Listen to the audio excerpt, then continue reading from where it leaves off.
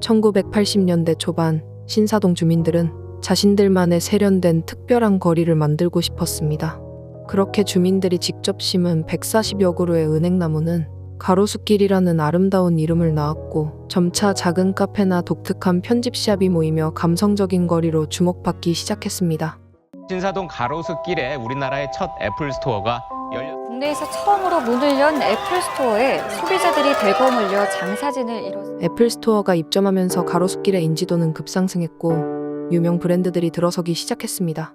특정 지역이 유명해지면서 임대료가 급격히 상승하고 원래 있던 고유한 브랜드와 자영업자들이 밀려나게 되는데, 이 현상을 우리는 젠트리피케이션이라고 합니다. 갑작스럽게 찾아온 가로수길의 젠트리피케이션은 소상공인들에게 얼마나 큰 압박으로 다가왔을까요? 현재 가로수길 메인거리에서는 건물 전체도 아닌 단지 한 층만 임대하는 경우에도 건물주들의 호가 기준으로 평균 월세가 700만 원에서 1000만 원 정도에 형성돼 있습니다. 심지어 일부 단층 매물의 월세는 무려 2천만 원을 넘기도 합니다. 한번 개인이 여기에 카페를 차린다고 가정해 보겠습니다. 하루 12시간 영업을 기준으로 계산하면 5,000원짜리 커피를 쉬지 않고 5분마다 한 잔씩 하루에 총 140잔 이상을 팔아야 겨우 월세만 낼 수 있는 수준입니다. 매일 140잔이라는 판매량은 특별한 플래그십 매장이 아닌 이상 일반적인 개인 카페로서는 현실적으로 불가능에 가깝습니다. 게다가 이 임대료 수치는 강남의 다른 지역 비슷한 면적 매물과 비교해봐도 터무니없이 높은 수치입니다. 결국 일반적인 소상공인이 이곳에 카페를 차린다는 것은 돈을 길거리에 갖다 버리는 것과 다름없는 상황이 되고 말 것입니다.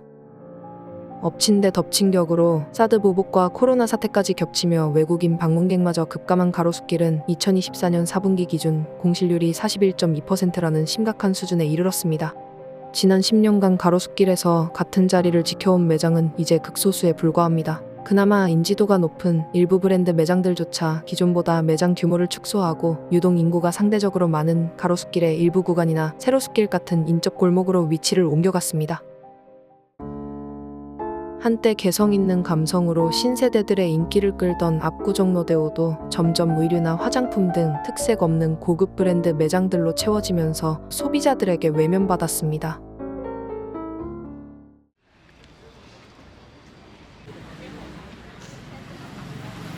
불과 몇 년 전까지 압구정 로데오도 그랬습니다. 거리 자체가 잊힐지 모른다는 건물주들의 위기의식은 변화를 불러왔습니다. 임대료를 낮췄더니 거리가 살아난 것입니다.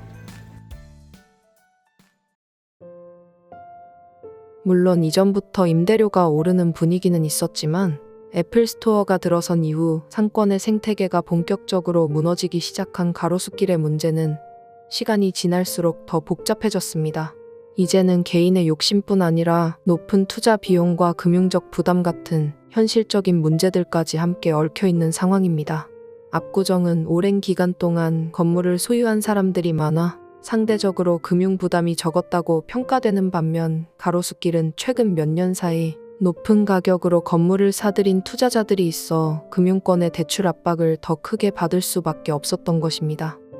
국토부 자료를 보면 가로수길 애플 스토어의 공시지가는 2017년 제곱미터당 약 1,701만 원에서 2025년 4,060만 원까지 2배 넘게 올랐습니다. 이때 높은 가격으로 투자를 들어온 건물주들은 현실적으로 임대료를 쉽게 낮출 수 없었던 것입니다. 여기에 더해 상가임대차보호법에서는 한 번 낮은 임대료로 계약하면 10년간 임대료를 연 5% 초과하여 올릴 수 없게 제한하고 있습니다. 건물주들 입장에서는 무리해서 가게를 채우기보다 공실 상태로 유지하는 편이 오히려 모순적이지만 합리적인 선택이 되기도 합니다. 가로수길의 활기를 채울 수 있는 건 결국 멋진 건물이 아니라 그곳을 찾아오는 사람들입니다. 그러기 위해 필요한 건 서로가 조금씩 양보하고 타협해 함께 살아갈 수 있는 상생의 길을 찾는 것입니다. 현실적인 임대료 수준으로 가게들이 다시 들어서고 사람들이 모일 때 가로수길에도 다시 활기가 찾아올 수 있을 것입니다.